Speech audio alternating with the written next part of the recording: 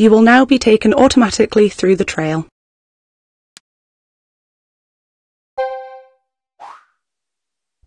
Hello. You've chosen to take the Masterpieces tour. First of all, make sure you're at the entrance to the Sully Wing, which is where your tour will start. The Louvre is a huge maze of a museum, and you'll be passing through the busiest parts of it, so there's a risk of losing your way. Before you go through the ticket gates and begin your tour, we'd like to ask you to please listen carefully to the directions we'll be giving you throughout your visit. We'll be asking you to turn left or right, and to stop at certain points. Listen. Did you hear the footsteps? It's time to make a start. Walk straight ahead and see if you can keep pace with the footsteps. You're now heading for the ticket gates. Don't forget to show your ticket.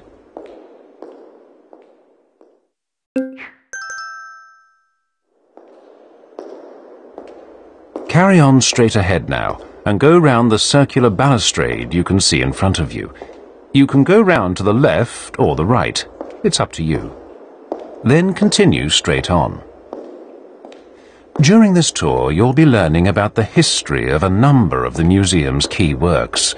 Some of these, such as the Venus de Milo, the Victory of Samothrace, and of course the Mona Lisa, are world famous.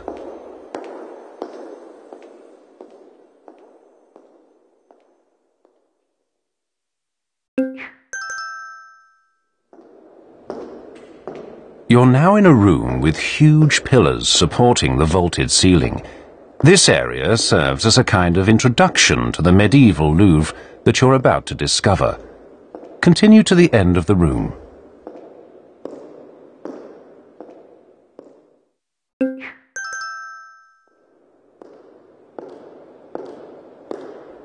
Now that you're at the end of the room, walk towards the opening you can see on your left.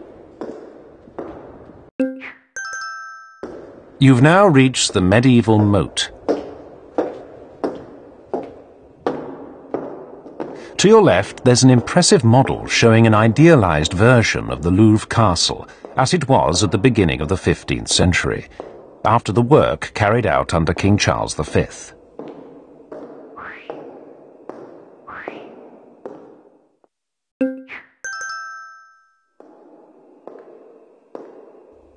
Carry on along the wooden walkway that follows the castle moat.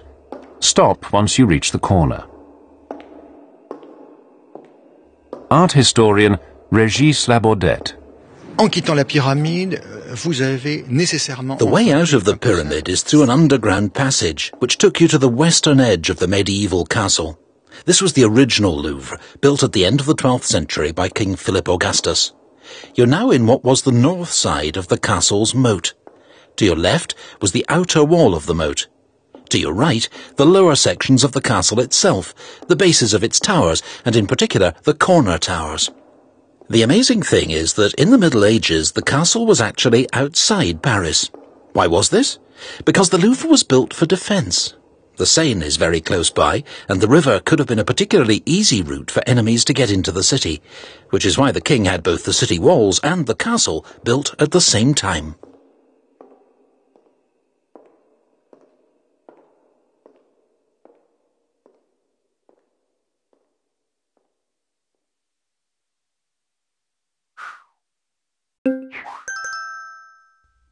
You followed the walkway to the corner of the two high walls of the medieval castle. Now keep on going. Further on, to the right, you'll see a rectangular wall standing on its own, and two of the old towers very close to each other.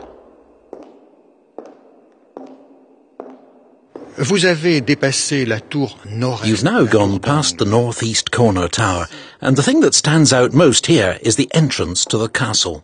The gateway is enclosed by two towers very close to each other, from which it could have been defended. Just to our right is an amazing pier. On top of this rested the drawbridge. In the 17th century, what remained of the castle was destroyed, and the northern and eastern sides of the moat, where you are now, were filled in. This was done in order to build the Cour Carrée, which remains here to this day and is actually above us right now. Much later, as part of the Grand Louvre renovation programme between 1983 and 1985, these parts of the moat were cleared out again and were made part of the visitor experience. They were covered with a reinforced concrete ceiling, which blends marvellously with the old walls. They wanted a rustic aspect with a slightly military feel to it, so the military function of the castle is complemented by the aesthetics of this reinforced concrete ceiling. In front of you is a sphinx, the great Sphinx of Tanis, which conjures up another world, the world of ancient Egypt. It was sculpted from a single block of pink granite and represents a pharaoh with a lion's body.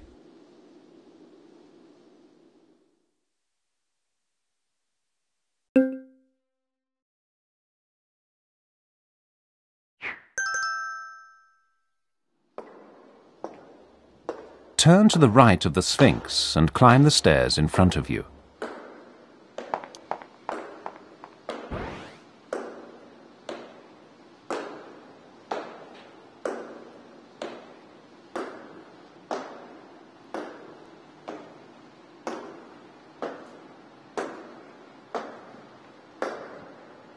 At the top of the stairs, rather than continuing straight ahead into the gallery you'll see in front of you, turn left. This will take you into another gallery that runs parallel to the first and leads to the Venus de Milo. It also contains statues of Greek gods and heroes. The statues you can see here are Roman copies of famous Greek works from the 5th century BC. It's very rare for the originals to have survived, so copies like this are often our only way of getting to know the famous statues that once adorned the sanctuaries and public spaces of ancient Greece. As you move through the gallery, you'll pass by Ares, the Greek god of war, Aphrodite, the goddess of love, and Apollo, the sun god and protector of the arts. In Rome, they were known respectively as Mars, Venus, and Apollo. Now make your way through the gods and the crowds towards the Venus de Milo.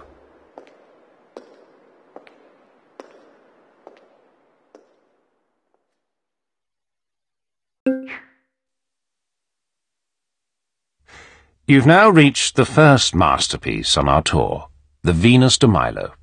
Unlike the other statues in the gallery, this is an authentic Greek sculpture.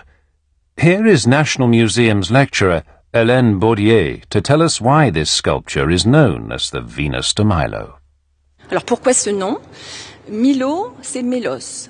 Because Milo is another name for the Greek island of Milos, the island where the statue was discovered in 1820 by a Greek peasant. A young officer in the French Navy was also there and immediately recognized the importance of the sculpture. It was bought by the French ambassador in Istanbul, the Marquis de Rivière, who presented it to King Louis XVIII. The king decided to place the statue in the Louvre. So Milo refers to the place where the statue was found. But why Venus? As you may know, Venus is the name of the goddess of love and beauty. But Venus is the Roman name for this goddess, whereas her Greek name is Aphrodite. As this is a Greek statue, we prefer to call it the Aphrodite de Milo, or the Aphrodite of Milos. However, we can't actually be certain of the identity of this goddess. Aphrodite de Milo ou Aphrodite de Mélos. Mais cette identité n'est pas sûre. Now find yourself a place facing the statue. Alors vous êtes maintenant devant la statue. You're now in front of the statue, so you can see that, unfortunately, it's incomplete. The arms have never been found. We think that her right arm was held across her chest, whereas her left arm was raised. There have been many theories, for example, that she was holding attributes like an apple or a mirror.